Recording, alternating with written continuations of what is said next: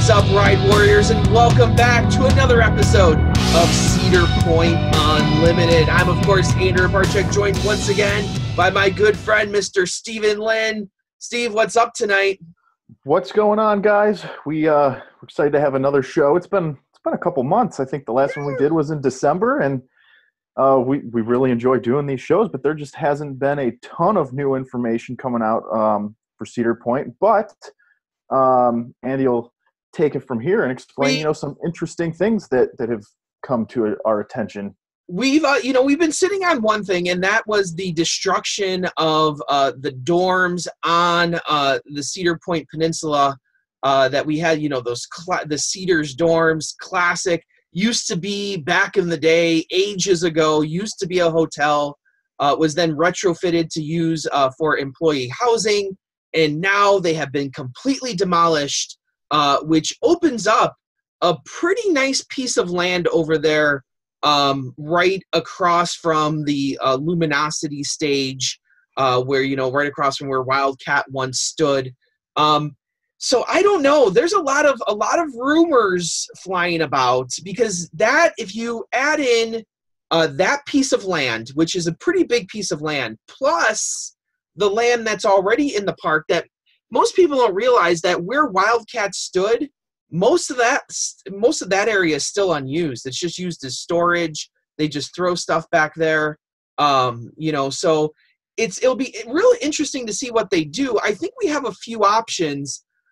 Obviously the most exciting option would be to actually put a roller coaster there. And Steve, I'd love to see something like Monster, Hang Time, Smiler, something like that, that's pretty compact, that could maybe go over the road, or you could reroute the road around it. Something like that, I think, would be an awesome ride choice for that area. What do you think? Yeah, I agree. I think that one of the things they could do is they could have the main entrance of the ride be where that storage area currently sits, where it's fenced off, where basically Wildcat was. Now, the only thing with that is you're going to have a brand new ride. Where are you going to put the queue line for that? There is a lot of empty open space if you were to stand on the midway and look in that direction, to the left of that is a big field where Valraven is. You could turn that into an area for a queue line, but at the same time, to have that go over the road, I don't know if they're going to want to do something like that with a roller coaster. I think it would be really cool, and there's a ton of space for a compact thing like that. But I think it's going to be used for something different. Well, and I think the other idea is, I've always said, with Cedar Point, now moving towards hotels being a big part of the experience, where they've opened up the Sports Force parks. That's going to lead us into the second half of this story later on. That I think they're looking for more room space, and they did knock down Sandcastle Suites, which for all intents and purposes was basically the same style of rooms as Hotel Breakers, just a little bit different. Maybe slept a couple of more people, not a whole lot though. But I was always said that Cedar Point's lacking that high-end hotel, that when you look at the Disney properties, you have, your basic hotels, you have your mid-level hotels, and then you have your high-end stuff. Yeah. And why not use that area to bring back a hotel, and do maybe more luxurious suites, a higher price point. Could you even imagine? I was just talking to you before the show about price points of Breakers Express. I don't know, for the super rich out there, maybe they're, wanting, spa treatments as they go to Cedar Point for the day after a long day in the park. They need to relax the next day. I don't know. I just think building any hotel is probably not the answer, because the parking is real limited over there too, where you have the marina, you have that parking lot being used a whole lot. So if you really turn that into a hotel, you need to figure out the parking situation too. They would have to have some place where they're basically shipping people in on buses to their hotel, and especially if it's a luxurious type of hotel, I doubt people are going to want to do that. But what they could do, they have started near the preferred parking area. They do have valets Yeah. on busy days. So they could just have people drive their cars up, unload their luggage, and have a valet move their car somewhere else for them.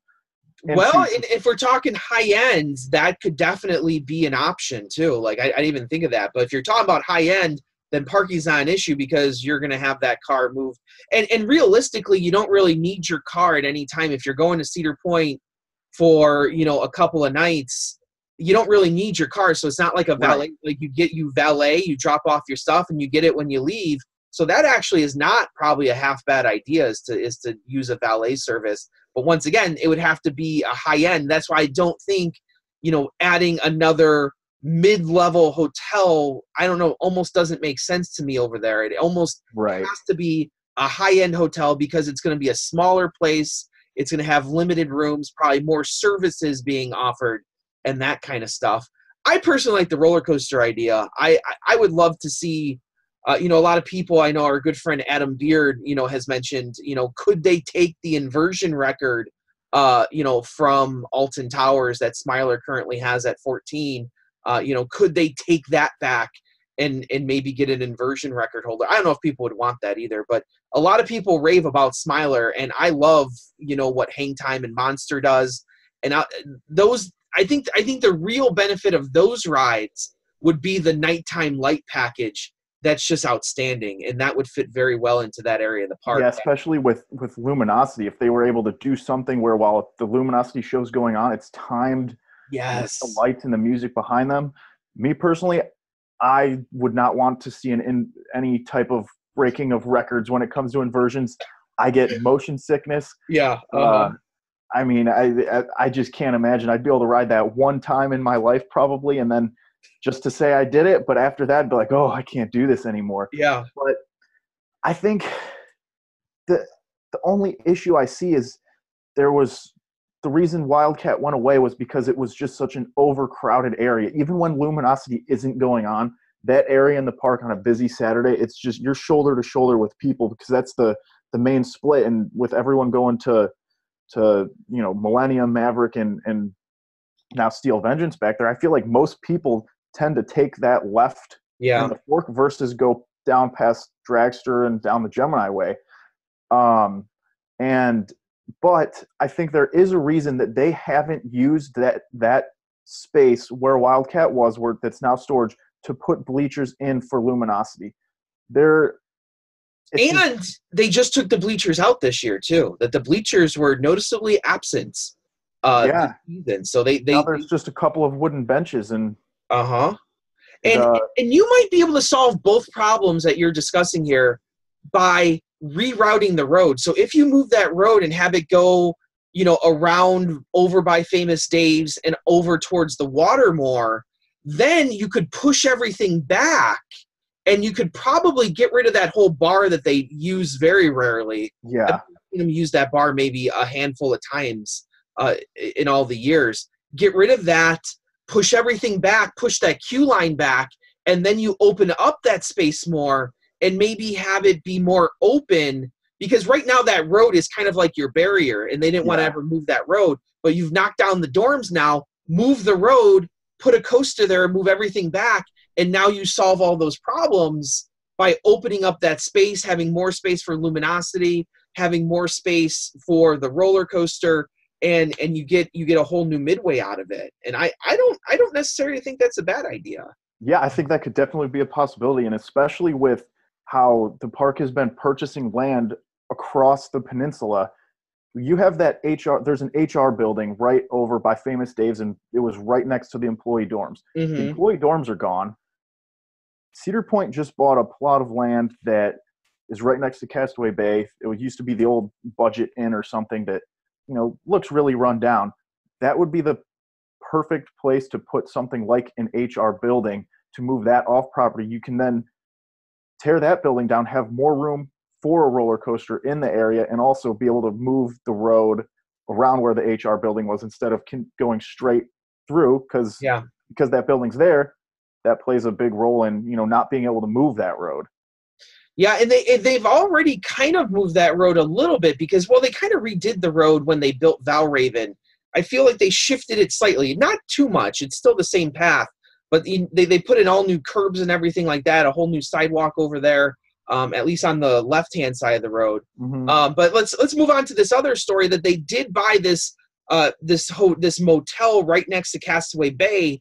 And I think here you have a number of different options that we've seen them purchase land over the last year all over Sandusky. There's maps out there that you can see what land they've purchased. And I think the general idea is they want to move offices off the peninsula, get them out to the mainland, and use that, land on the peninsula as best they can for rides and stuff to expand the park.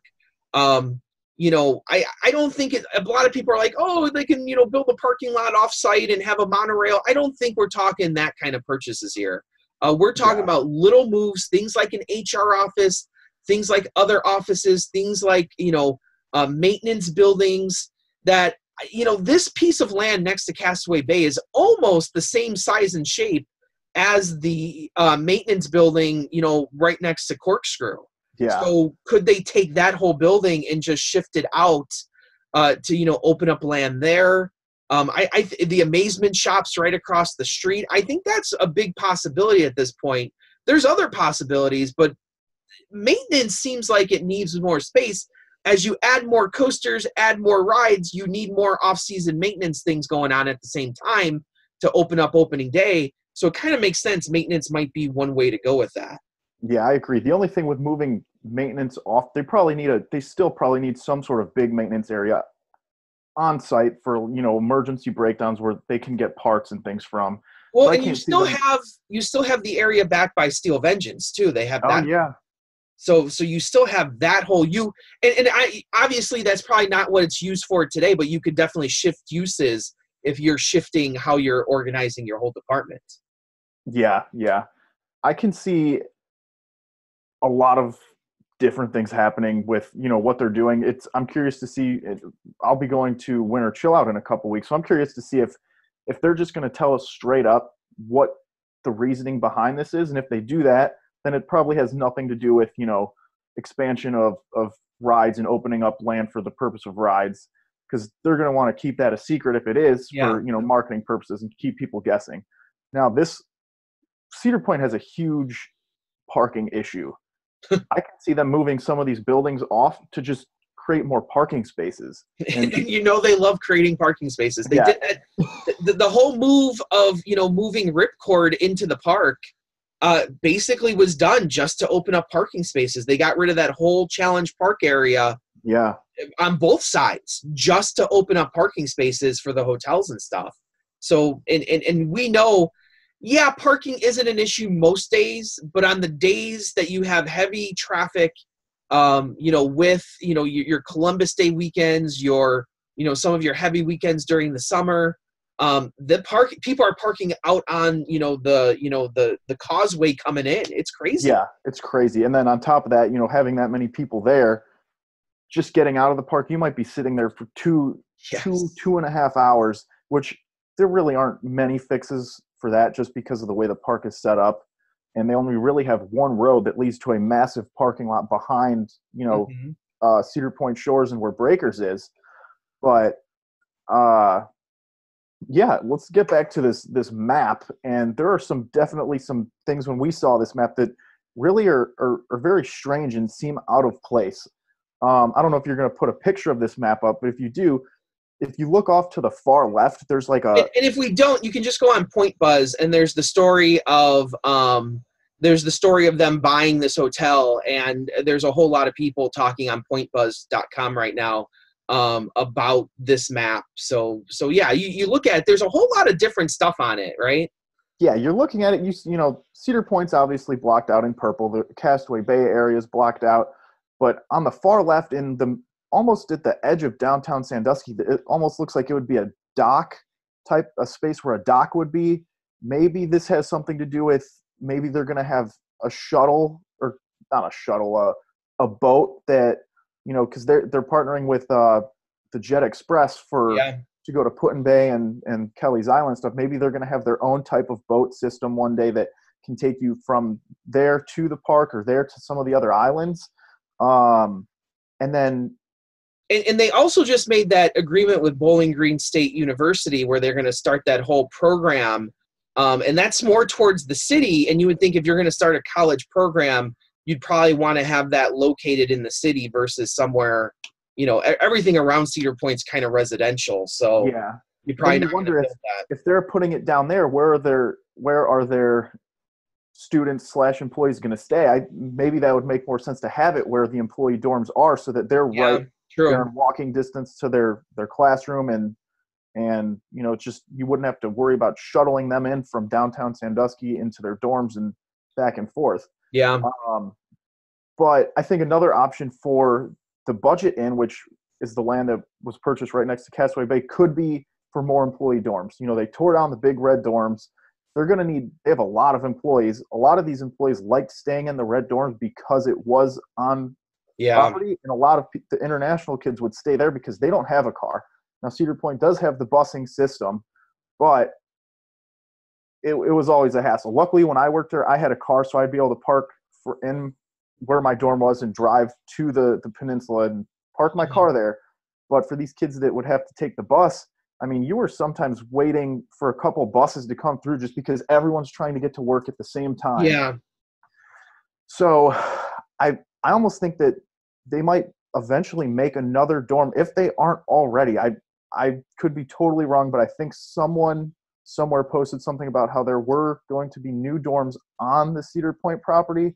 I would have to look to see where that was. I could just maybe I dreamt about it, and I'm just and like the problem with that is it's such expensive land that you can make money, in other ways by you. And and convenience is one thing for your workers, and I know that was why, exactly what you said, a whole lot of people loved living in those dorms, even though they were, the place probably should have been condemned long ago.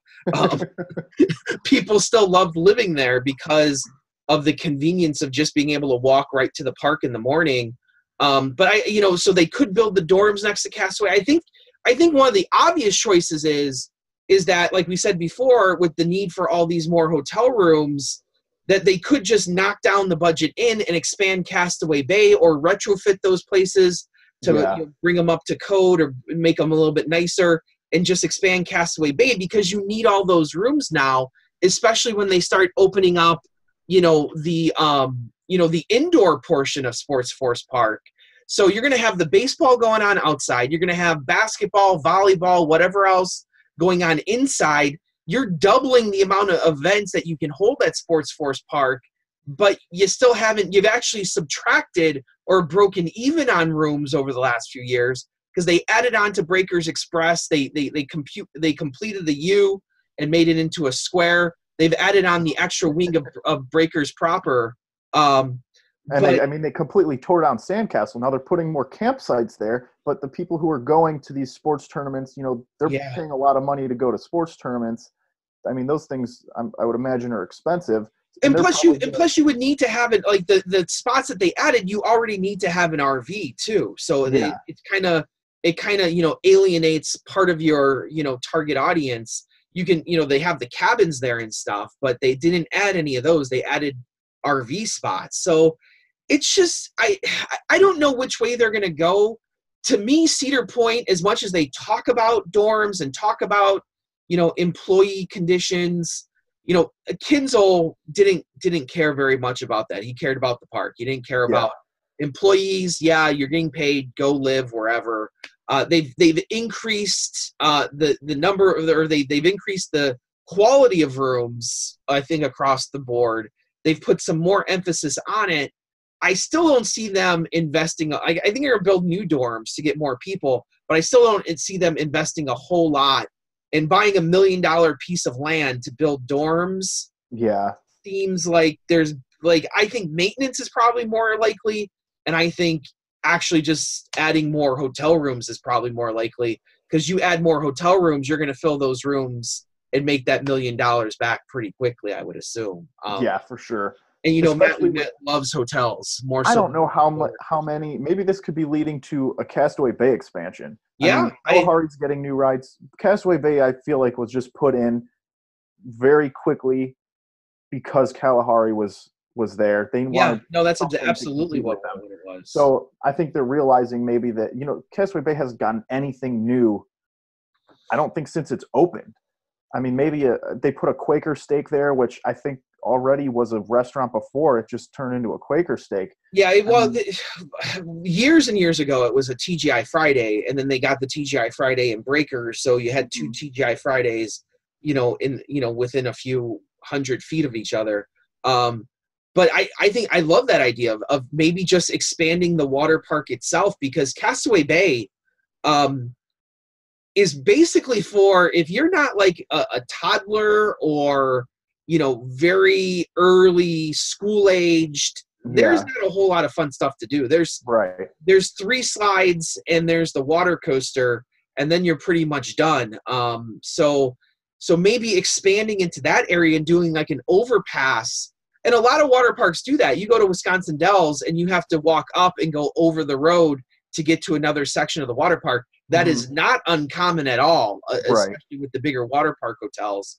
And you could just build an entire water park section in that area and raise the whole place and build a real indoor water park, and maybe actually compete with the Kalaharis and the Great Wolf Lodges even during the winter months, and you can generate money that way too, because right now there is 0% chance that I would go to Castaway Bay and spend money to go spend over the winter. It just, like, I've stayed at Castaway Bay for other reasons, like during winter chill out, they give you a good deal.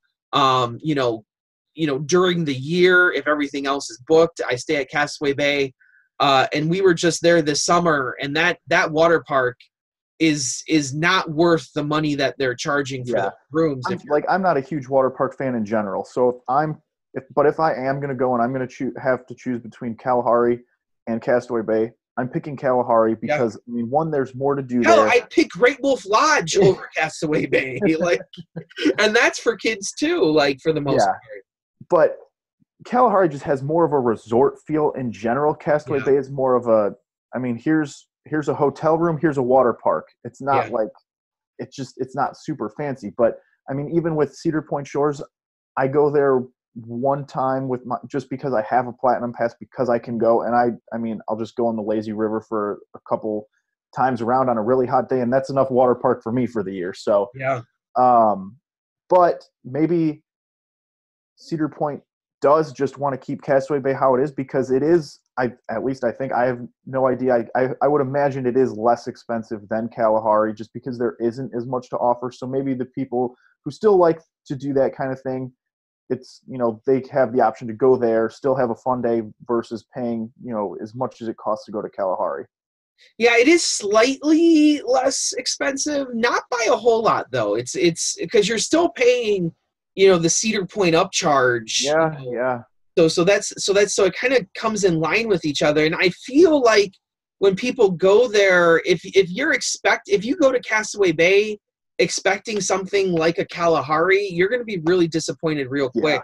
And I wonder if they're trying to alleviate that a little bit and maybe say, hey, we need to spend some money here because people are getting upset and not coming back and not wanting to pay these prices because they're not getting what they think they should be.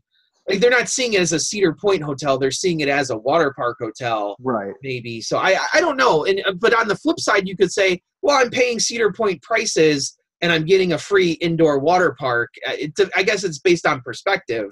But I would not be against them actually building onto Castaway Bay, either adding rooms or adding more attractions, because right now it's especially during the winter, I think that's where it's really evident that I don't know of why you would go there and spend money at Castaway Bay over the winter. Especially during the summer, because Cedar Point Shores just opened up, so I don't think Cedar Point's going to want to build something to compete with themselves in the summer. If they were to do something like this, I think they would plan it in opening for around when Cedar Point is closed for the season, to try and get more people to go there during the winter. Maybe that ties into the opening of the indoor sports park. Now they're getting people not only just staying in the hotel, but maybe a reason to, stay there longer. And pay a little bit extra too. Like, hey, I want to, because basketball stuff, I know a lot of that stuff, club stuff happens during the summer for basketball, for the winter sports, but you're going to have probably some stuff going on during the winter. I don't know what sports it would be. There's so many sports now, you could probably find anything. But yeah, it could be a definite selling point to say, hey, look we got this wonderful water park hotel right down the block. Hey, this, everyone can enjoy this, especially you need to put stuff in there that high school kids, that middle school kids are going to enjoy too. And I just don't think that right now they have a whole lot of that. Especially for how many people go to these sporting events. Castaway Bay is so small that it wouldn't be able to hold the number of people in the water park. Like I was last year, I was in Florida. This was in the summer. I went to Florida. We were staying at this resort, and there was a gymnastics tournament there, and there were just thousands of, girls from elementary school to early high school. And the pool area at the hotel, this was a big pool. There were like 2 or 3 pools. It was just packed with all these kids and families. You didn't even want to be there because there was nowhere to sit. There's just little kids running around everywhere. So to have something like that at Castaway Bay, I don't think it would accommodate something like that. So if they were to push for people to go to spend a day at a water park after some type of indoor winter sporting event, I think they'd really need to think about increasing the size of that. And that would be a perfect reason to add the hotels, but you're still going to run into the issue with the size of the water park itself. And who knows, maybe they're not done buying stuff around here either. That there's plenty of, like I said, along Cleveland Road, there are plenty of motels and hotels that, like I said, should have been knocked down years ago. That if they're throwing around $1 million to buy this, I'm sure there might be owners out there that are lining up now to cash in, because I can't imagine that they're probably making money, but it's probably not easy money that they're making out there. Right. So, it'll be exciting to see. I think this answer will be answered at Winter Chill Out in a few weeks here. I think we will get to know what's happening to this budget in motel land very soon here. There's no reason to keep this a secret. It's not like they're building a tram out there or anything. So it's not like they're going to put a new roller coaster across the whole thing, across the whole lake. That's your 500-foot coaster there. So that's the turnaround. Where the monorail will start. Expand the sky ride. Yeah, exactly. So be like Disney, right? So we, we're going to have another show. Probably the next show will be the Winter Chill Out roundup to find out what information we get from that. So it's an exciting time. And like we said, there's going to be more information than you can shake a stick at this year with all this stuff going on in the 2020 anniversary. So we'll wrap it up there. As always, I'm Andrew Barczyk from Chicago, Illinois. And I'm Steve Lynn from Cleveland, Ohio, and we will see you in a couple weeks. Right on, right, Warriors.